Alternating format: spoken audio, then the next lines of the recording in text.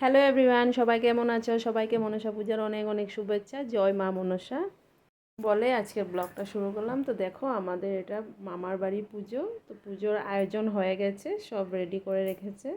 তারপর পুজো একটু পরে শুরু হবে। দেখো, আমাদের ফটোতে পুজো হয়, মূর্তি দিয়ে হয় না, তাই ফটোতেই সব পুজোর আয়োজন করেছে। তো সবাই আমরা বসে আছি। তো এদিকে পদ্ম ফুলটা এনেছিল, পদ্ম ফুলটা ফুটেনি, তো দিদা বসে পদ্ম ফুলটাকে ফুটিয়ে দিল। তো এখন পূজা শুরু হবে। তো পূজা শুরু এখনো মামা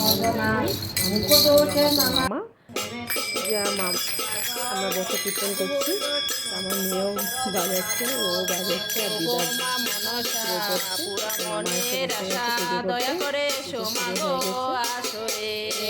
আর এদিকে দিদা পূজার বই পড়ছে। মানে পুজোর দিন তো পুজো পড়তে হয়, তাই এদিকে দিদা বই পুজোটা পড়ছে, আর এদিকে মামা পুজোটা করছে।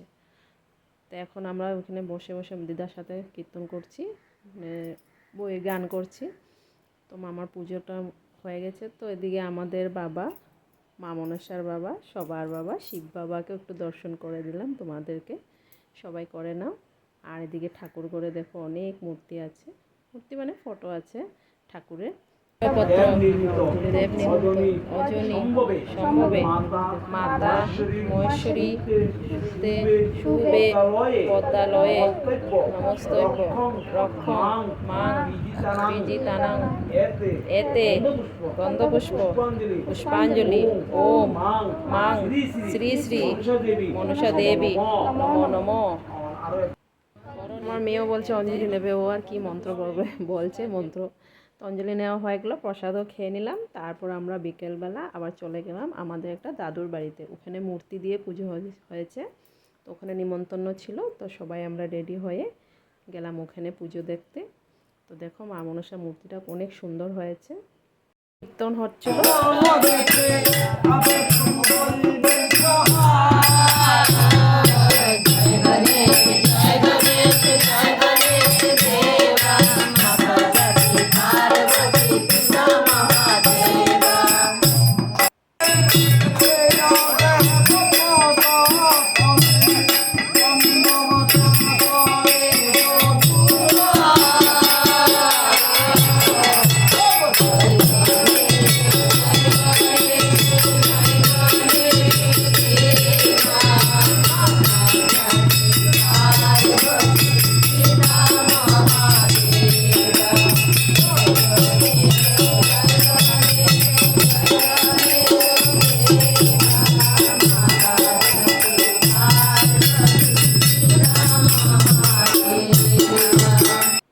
আমরা প্রসাদ খেয়ে বাড়ির দিকে রওনা দিলাম।